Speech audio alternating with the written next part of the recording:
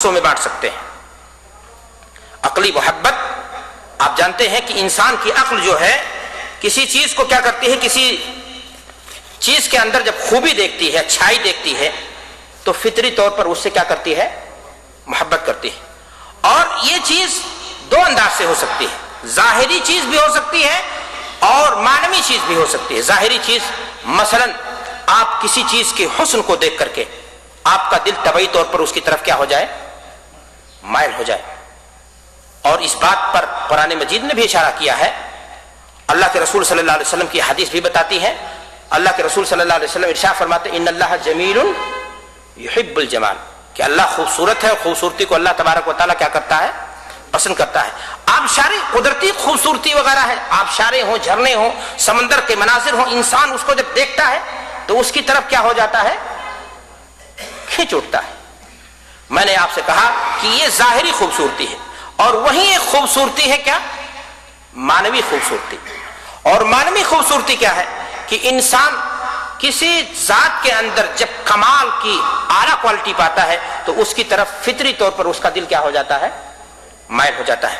مثال کے طور پر کوئی آدمی بہت ہی زیادہ ہوشیار ہو، گھر بنانے میں بہت بڑا انجینئر، بہت ہی خوبصورت کوئی بلڈنگ بنی ہے، ایک انجینئر کھڑے ہو کر کے وہاں اس انجینئر کی تعریف کیے بغیر نہیں رہتا ہے۔ ایک آدمی ادیب ہے، غالب اور میر کی عقیدے سے، نظریے سے ہمیں بحث نہیں، لیکن اردو زبان کا وہ ماہر ہے، جب اس کا کوئی شعر پڑھتا ہے تو اشک کر کے رہ جاتا ہے کہ تعبیر کتنی عمدہ ہے، کتنی پیاری تعبیر ہے، اور کتنے اچھے بھرے الفاظ میں اس نے اس چیز کو کیا کر دیا ہے، تعبیر کر دیا ہے۔ میرے بھائی اور دوستو، حاتم کی سخاوت کی لوگ کیا کرتے ہیں، تعریف کرتے ہیں۔ اگر آپ اس پہلو کو دیکھیں گے تو یہ تمام کے تمام پہلو اللہ کے رسول جناب محمد الرسول اللہ صلی اللہ علیہ وسلم کے اندر بدرجہ اتم موجود تھے۔ جمال کی جہاں تک بات ہے، خوبصورتی کی جہاں تک بات ہے، صحابہ کرام رضوان اللہ علیہم اجمعین نے اللہ کے رسول جناب محمد الرسول اللہ صلی اللہ علیہ وسلم کی خوبصورتی کے تعلق سے کیا باتیں بیان کی ہیں، وہ آپ سے ڈھکی چھپی نہیں۔ حضرت انس رضی اللہ تعالیٰ عنہ فرماتے ہیں کان مثل الشمس والقمر، کہ آپ سورج اور چاند کے مانند آپ کا چہرہ کیا ہوتا تھا، چمکتا تھا، دمکتا تھا۔ حضرت عائشہ صدیقہ رضی اللہ تعالیٰ عنہ فرماتی ہیں لنا شمس وللآفاق شمس وشمسی خیر من شمس السماء لأن الشمس تطلع بعد فجر وشمسی تطلع بعد عشاء، کہ آسمان میں بھی ایک سورج نکلتا ہے اور ایک سورج میرے پاس بھی ہے، لیکن میرے سورج کی تابانی، میرے سورج کی چمک آسمان کے سورج پر بھی کیا ہے، بھاری ہے۔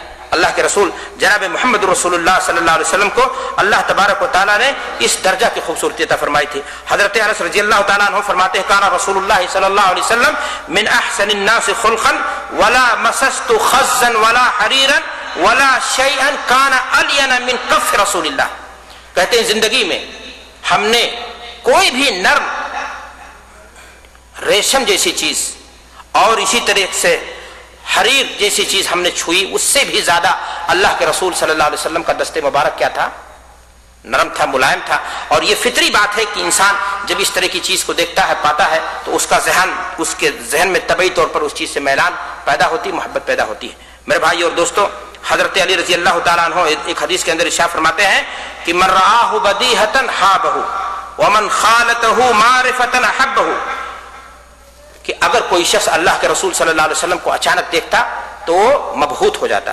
اور اگر اللہ کے رسول صلی اللہ علیہ وسلم سے کوئی شخص ایسا آ کر کے ملاقات کرتا جو آپ کو پہلے سے جانتا تو اس کو آپ صلی اللہ علیہ وسلم سے فطری طور پر کیا ہوتی تھی، محبت ہوتی تھی۔ میرے بھائیو، حسان بن ثابت رضی اللہ تعالیٰ عنہ فرماتے ہیں شعر کے اندر کہ وَأَجْمَلَ مِنْكَ لَمْ تَرَ قَطُّ عَيْنًا وَأَحْسَنَ مِنْكَ لَمْ تَلِدُ النِّسَاءُ، کہ اے نبی صلی اللہ علیہ وسلم آپ خوبصورتی کے اس معیار پر ہیں کہ انسانی نگاہ نے اس سے خوبصورت مکھوٹا چہرہ دیکھا ہی نہیں، اور آپ سے حسین و جمیل کسی ماں نے کوئی بچہ جنا ہی نہیں۔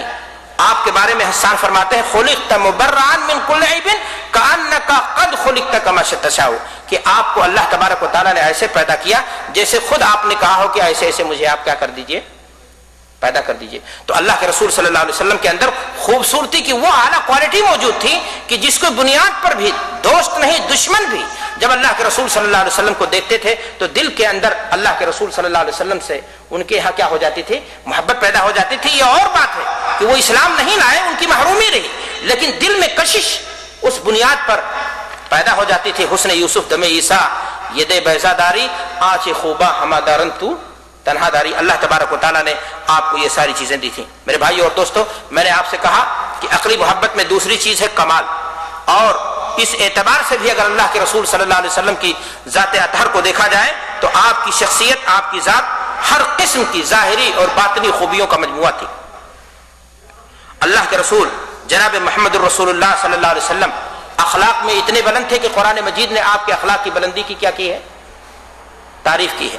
آپ صلی اللہ علیہ وسلم بہادر اتنے تھے کہ جہاں سب کے پتے پانی ہو جاتے تھے وہاں آپ کھڑے ہو جاتے تھے. اللہ کے رسول صلی اللہ علیہ وسلم جود و سخا اور فیاضی اور انسانی کرم نوازی کے اس معیار پر قائم تھے کہ جہاں کوئی انسان پہنچ نہیں سکتا ہے. اللہ کے رسول جناب محمد رسول اللہ صلی اللہ علیہ وسلم کے اندر اللہ تبارک و تعالیٰ نے مختصر یہ کہ ایسی لطافت، ایسی نزاکت، ایسی خوبیاں بھر دی تھیں کہ الفاظ اور عبارات کا ہر جامع اس قد کے لیے چھوٹا نظر آنے لگتا ہے. میرے بھائی اور دوستو، اگر یہ ساری خوبیاں اللہ کے رسول صلی اللہ علیہ وسلم کے اندر تھیں تو انسان کی طبیعت فطری طور پر اللہ کے رسول صلی اللہ علیہ وسلم سے محبت کے لیے کیا ہوتی ہے؟ مائل ہوتی ہے. عقلی محبت میں تیسری قسم ہے احسان. عربی زبان کا ایک محاورہ ہے، کہا جاتا ہے الانسان عبد الاحسان. انسان کیا ہوتا ہے؟ احسان کا بندہ، غلام ہوتا ہے.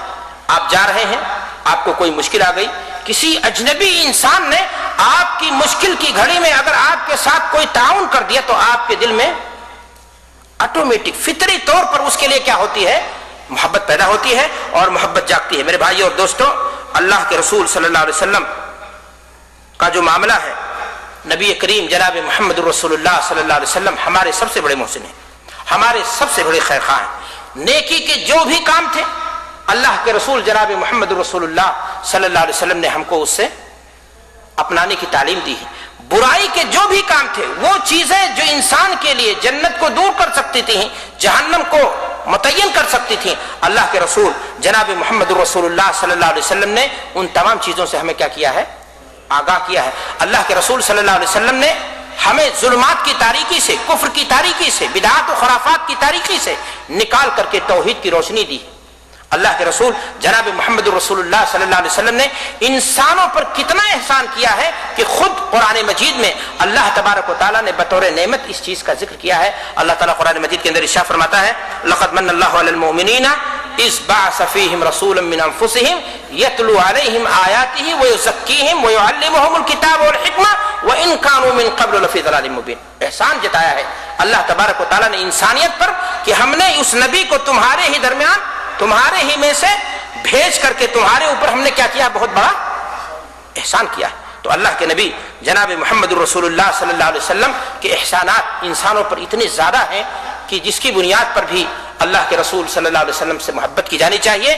اور یہ احسان اللہ کے نبی جناب محمد رسول اللہ صلی اللہ علیہ وسلم کا صرف مسلمانوں تک نہیں، آپ نعمت بن کر کے آئے کافروں کے لیے بھی، آپ نعمت بن کر کے آئے انسانوں کے لیے نہیں، حیوانوں کے لیے بھی. اللہ کے رسول جناب محمد رسول اللہ صلی اللہ علیہ وسلم کی احادیث کا جب آپ مطالعہ کریں گے تو احسان کا باب ایک لمبا باب ہے. آپ کو پتہ چلے گا کہ اللہ کے رسول صلی اللہ علیہ وسلم فرما رہے ہیں کہ جانور کو ذبح کرو تو چھری کو کیا کر لو؟ تیز کر لو تاکہ اسے تکلیف نہ پہنچے. صحابی رسول کو اللہ کے رسول جناب محمد رسول اللہ صلی اللہ علیہ وسلم نے دیکھا کہ چڑیا کے کسی بچے کو انہوں نے اچک لیا، چڑیا چلا رہا ہے اپنے بچے کے لیے. آپ نے فرمایا کہ کس نے اس کو تکلیف پہنچائی؟ آپ نے یہ حدیث بیان فرمائی کہ کتے کو پانی پلا دینے کی بنیاد پر انسان کو کیا مل رہی ہے؟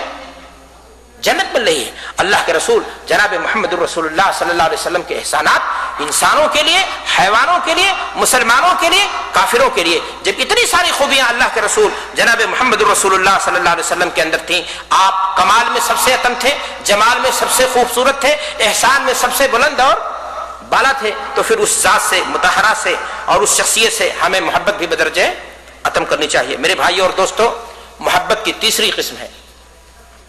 کون سی محبت؟ میں نے دو قسمیں بتائی آپ کو. پہلی محبت کی قسم بتائی ہم نے طبعی محبت، دوسری قسم بتائی ہم نے عقلی محبت، اور تیسری قسم ہے محبت کی شرعی محبت. شرعی محبت جو شریعت کے دائرے میں ہوتی ہے۔ انسان اگر کسی چیز سے محبت کر رہا ہے تو وہ کس بنیاد پر کر رہا ہے؟